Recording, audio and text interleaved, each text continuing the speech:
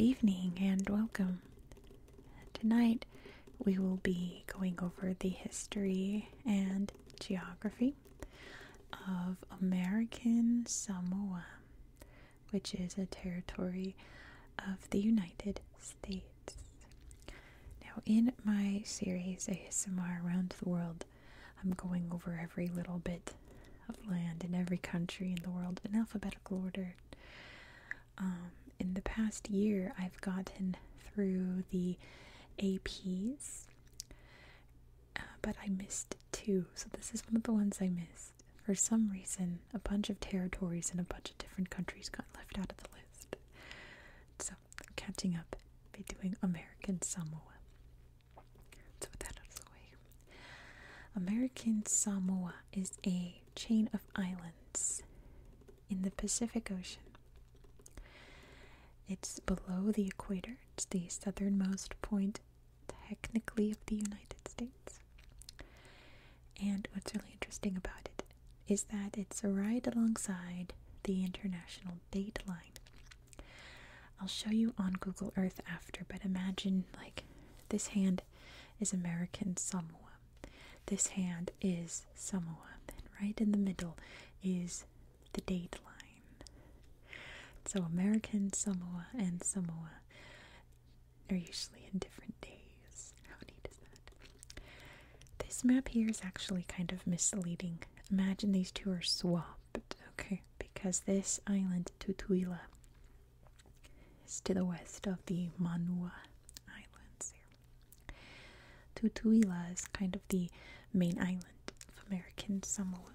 It includes the capital city of Pago Pago, right there on Pago Pago Harbor. And probably the most interesting geographic feature of Tutuila is the national park. One of America's very beautiful national parks is right here, American Samoa National Park. And we'll look at it extensively on Google Earth. But it's a very rocky island. Really interesting coastline. So don't think of, like, when you think of like Hawaii, you think like beaches. It's not really American Samoa. It's very rocky. Bring your swimsuit, but you're not going to be lounging on luxurious beaches. It's not that they don't have luxurious beaches. It's just, when you think Pacific Islands, you think like beach paradises. American Samoa is very rocky compared to those. Let me put it that way. Especially the Manua Islands. So the Manua Islands have two main ones. We have Ofu here and Ta'u here. Much less inhabited. You can see part of the national park is also here on Ta'u, but all the exciting stuff is over here. All the pictures you see of it are taken here. Much less inhabited here. But still just as important in my opinion. And then there's one other island we need to talk about. I gotta change the angle here of the camera to show you. Way over here is... Oops. There. Nope. Okay, I have to hold my phone. Swains Island. Right here. It's a little coral atoll. Technically part of American Samoa, but is part of the Tokelau chain of islands. And it's uninhabited currently, but we're going to talk about Swains Island at the end of the history of these two islands, because it's a little different from these two. So, there we go. Let's talk about how this place came to be. One of the big questions is, like, why is this American Samoa? And why is there just a regular Samoa? What happened there? And why is this American anyway? So let's talk about it. The early Polynesians have been living here for about the past 1,000 years or so. And the early kingdoms that would have ruled from Manua was the Tui Manua. And the Tui Manua traded with the many other kingdoms of the Pacific Polynesian cultures Tonga comes to mind. That was kind of like the big one. He was the big kahuna, so to say. But we also had Hawaii and Fiji and all the other various kingdoms that intermingled, communicated, and traded between each other. The first European who sighted Samoa was Jacob Roggeveen, probably Jacob Roggeveen because he was Dutch. And he sighted Samoa in 1722. And various European powers would kind of swing by, check things out, or like James Cook just sailed by at one point. He didn't actually land here. But mainly people were stopping over for refueling and later on whaling. One notable story occurred in 1789 when a French fleet landed here. And you can see today it's called Massacre Bay. So you can kind of assume what happened to those French people that landed there. Put it that way. But the many other interactions with the Europeans and Americans later went quite peacefully, not very violent, especially after the arrival of missionaries in the early 1800s. The original ones came from the London Missionary Society,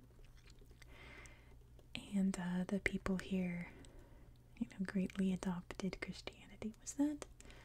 I'm trying to remember. I think it was Samoa, like Samoa, where they had a queen that prophesied that if anyone brought a new religion, you should embrace it no matter what. I think that was Samoa. So when the Christian missionaries arrived, they were like, bingo, and they converted, and it's still a very Christian community to this day. And as you can imagine, that really improved relations with Europeans and Americans that came by. The Americans started to slowly sink their claws into these islands since they used them for whaling stopovers, and they had a big expedition where they sailed around the islands discovering things about them and taking notes, right? Figuring out which ones were worthwhile, if you know what I mean, for profit.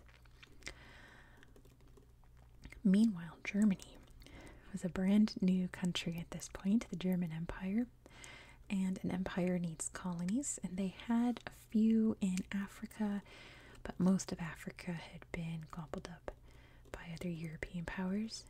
There weren't many other places to colonize, so they looked toward the Pacific Islands, and they started moving in on the other Samoan islands over there.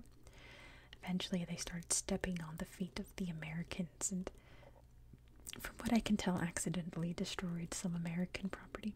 Accidentally. Maybe it's accidentally, but it looked like it was a genuine accident, to be honest. The Americans weren't happy about it, and they sailed in their warships to Apia Bay, which is over in Samoa. The Germans sailed in, and war was imminent until a huge typhoon blew in. I forgot to say this is in 1889. A huge typhoon blew in and destroyed the warships. So America and Germany had to compromise. War was no longer an option because their warships were done. They had to talk it out. So they decided to split the islands between them. Germany got these islands, America got these islands, and it was made official in 1900. America claimed these islands, and they would eventually have Manua in 1904. But they had named it was a base, it was a military base, Tutuila, since this was the original island that they got, Tutuila. So this became part of Tutuila. People here were very mad because they're not Tutuila.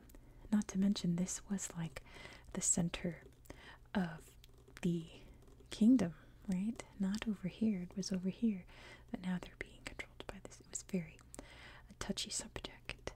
So in 1911, they changed the name to American Samoa. Germany would lose Samoa during World War I.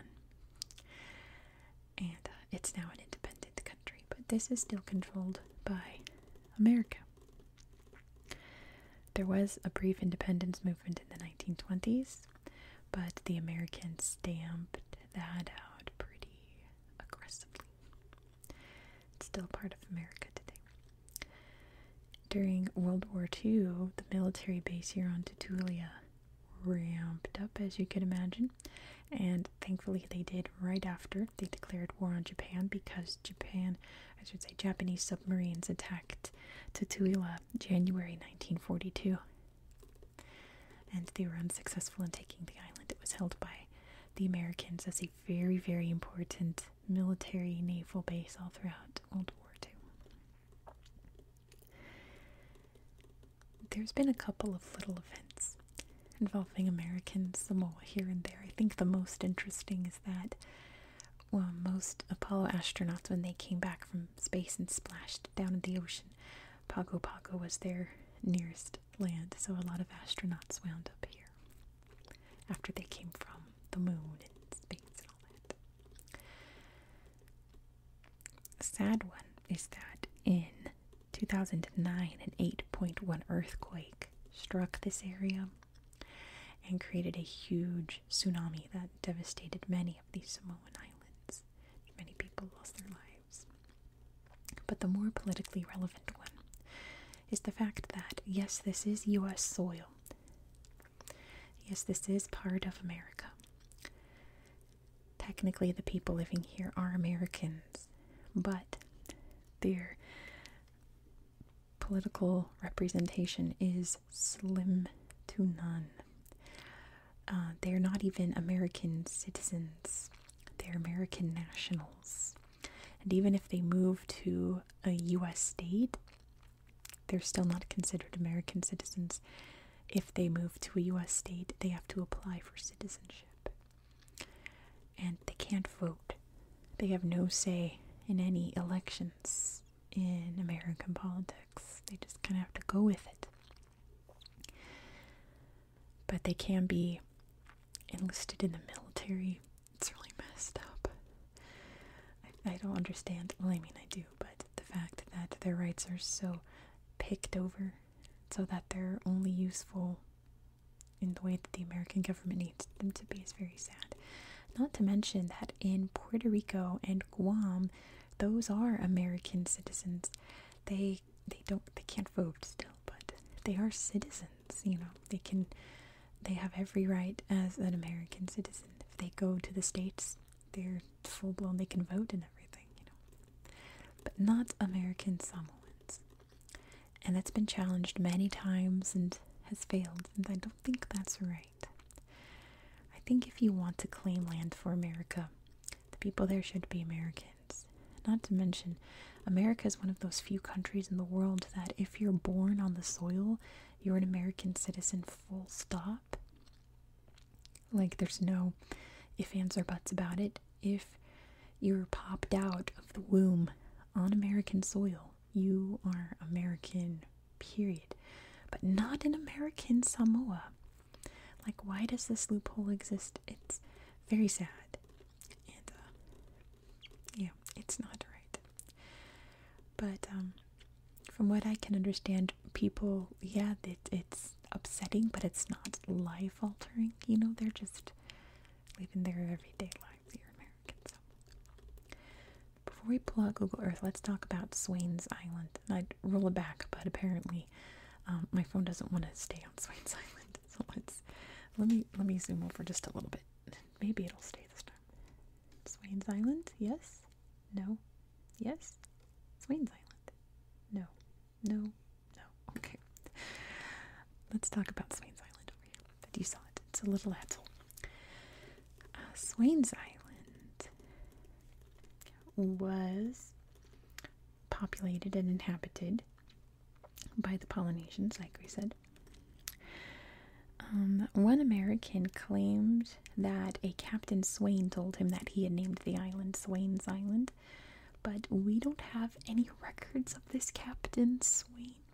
There were Captain Swains, but they don't fit the description of the Captain Swain, like his occupation and all of that, and where he came from, don't exactly match up. So we don't have an actual Captain Swain we can point to and be like, that's the Swain of Swain's Island. But regardless, I think that's interesting. An American moved to the island. His name was Eli Hutchinson Jennings. And according to him, the British, who apparently controlled the island, hey kitten, the British who controlled the island gave him the deed to the island. And nobody really debated it. They were like, sure, Mr. Jennings has the island. They used it for farming copra and stuff. So since he was American, it wound up getting lumped in with American Samoa in 1925. Even though to this day Tokelau claims it because it's way closer to Tokelau than Samoa. It's like part of their island chain and everything. And it's been quite a debate. It was mainly used as a radio station, and the Jennings family still technically owns it. But people have been slowly moving off of it until 2008, when it's now officially uninhabited. There's no permanent residents of Swains Island, although the American military goes there every once in a while, and apparently the Jennings family goes there every once in a while. I don't know about you, but if my family owned a Pacific island, I'd be living there. That's just me. I'd be building a house, but it's currently uninhabited. And I have a policy on my channel that I'm not talking about uninhabited places. Like if it's a territory that nobody lives on, I'm not going to go over its history and geography. So I debated whether or not I should talk about Swains Island, but I feel like it's such an important part of Samoan history, even though it's really not. But it is kind of. So anyway, that's out of the way. Let me turn out the lights and let me get my tablet so I can show you what these beautiful islands look like. Alright, here we are, American Samoa. Let me go in real quick so I can show you. We have Tutuila here, the Manua Islands here. Here is regular Samoa. I just clicked off of it. Let me go back. There we go. So I can zoom out and show you exactly where we are in the ocean. So again, the date line runs right through here. Isn't that cool? I think it's neat. So American Samoa. You can see we've got Tonga, Fiji, French Polynesia, the Cook Islands, Tokelau is up here, there, there's Kiribati. So it's very, like, you know, isolated. There's New Zealand up there, down there I should say. It seems like it's one of those in the middle of nowhere places, but the ancient Polynesians had all of these islands connected in their traveling web. They knew how to get to each and every one based on the positions of the stars, and that's so fascinating, isn't it? I love this picture of Google Earth because you can see these mountain ranges that make up these islands. They're huge. How interesting, the ones that just barely don't poke above the surface. How cool is that? But let's look at the actual ones that are above. I don't know why Google Earth has this huge line that divides this part of the island with this part of the island. This one's more green and wild than this part. I guess. It's very distracting having that there. But let's take a look at Pago Pago to start. Let's see. Oh, that's right. That's right.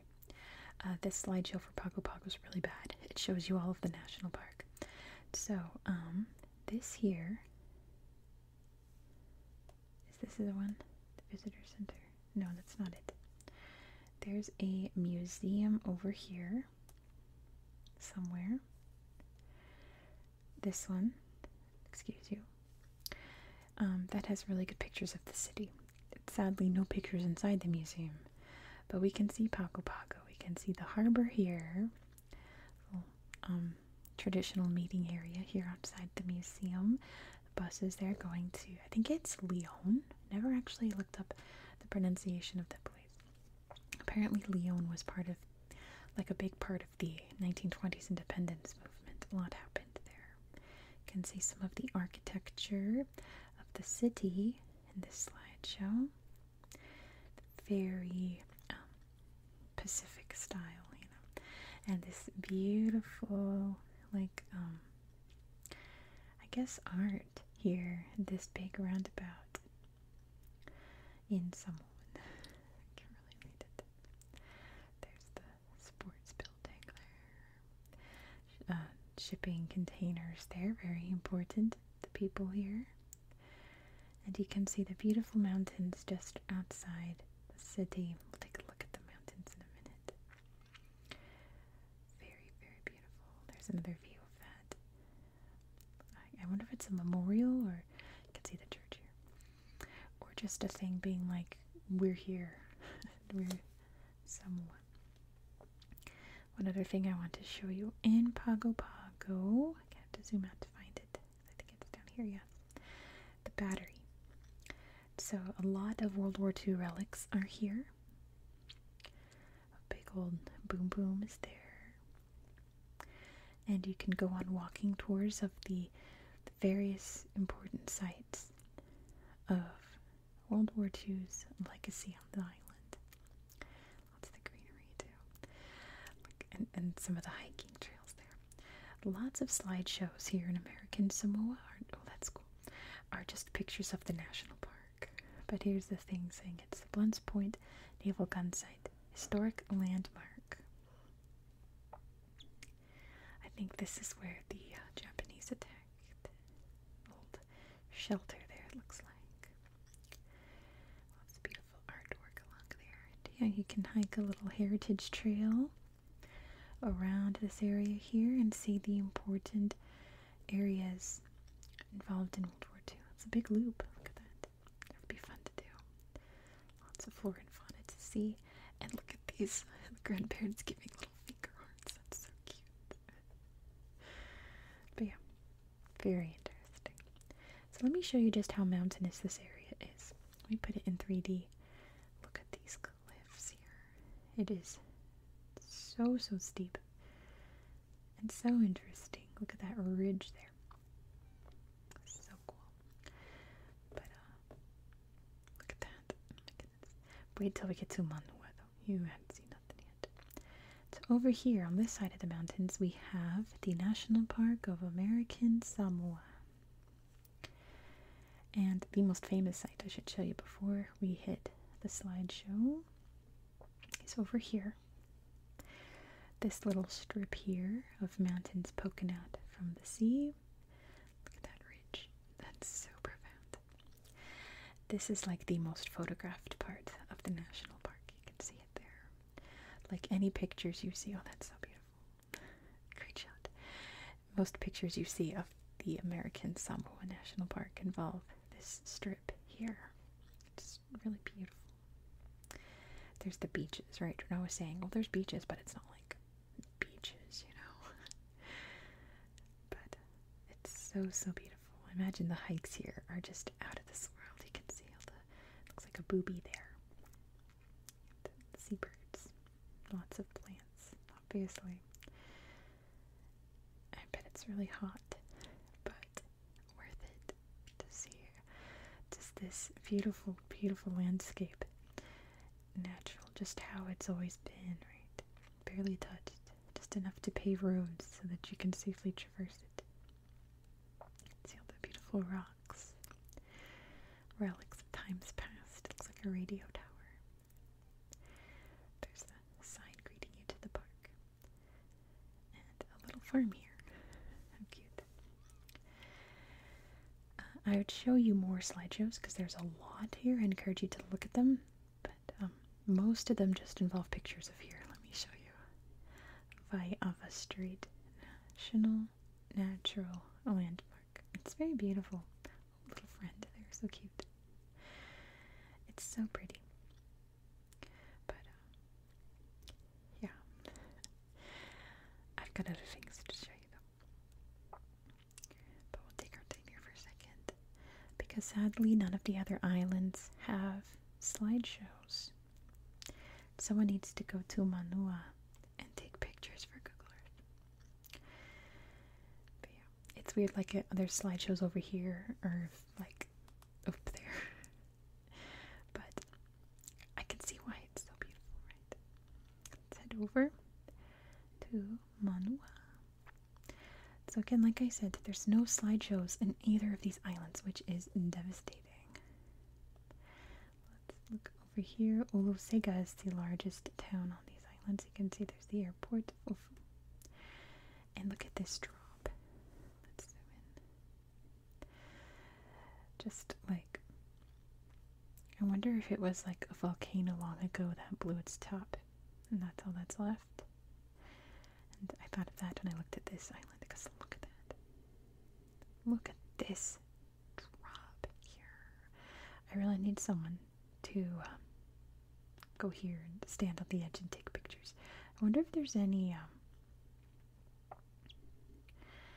sorry for the blue flashes. It's trying to scan for, the road, but that's not good enough for any up close shots, but I want some in here. But I don't know, maybe there's no trails that go up to the edge, but that's probably a sight to see. Look how steep it is. Let's put it in 3D for a second. So yeah, I wonder if this was a huge volcano that erupted so hard that half of it just like slid into the ocean, because that's what it looks like, isn't it? It's so thickly forested too. So interesting. Now let's head up, before we end this video, to Swains Island. You can take a look at it. Right up here. So this is Swains Island. You can see it's a big atoll. The lagoon inside, you think it's a big lagoon, but other atolls have got massive lagoons. But it's completely in the atoll, right? So this island is made out of coral. Atolls are made out of coral. And yeah, there's no pictures here either, as you can imagine. But you can see how forested it is. The big corally coast here. And little buildings, times past, probably part of the radio stations that have operated out of here. Or maybe it's what the Jennings family would live in if they decide to come here. Jennings family, my emails on my main page, if you don't want this island, I mean, I'll just take it from you. I'll make the ASMR Geographic Island that everyone can come to and just calmly learn about geography. Please. That's the dream. But anyway, that is going to be it for tonight. I wish I could show you more, but like I said, the other islands don't have slideshows, and pretty much all the slideshows here are of this point. So that's it for tonight. Thank you so much for watching. Tomorrow we're going to head over to the other place that I forgot. It's Anguilla. Very different type of island. And be sure to subscribe so you won't miss out on that. It's an interesting little history there. I hope that you found this video relaxing and educational, and I hope that you have a good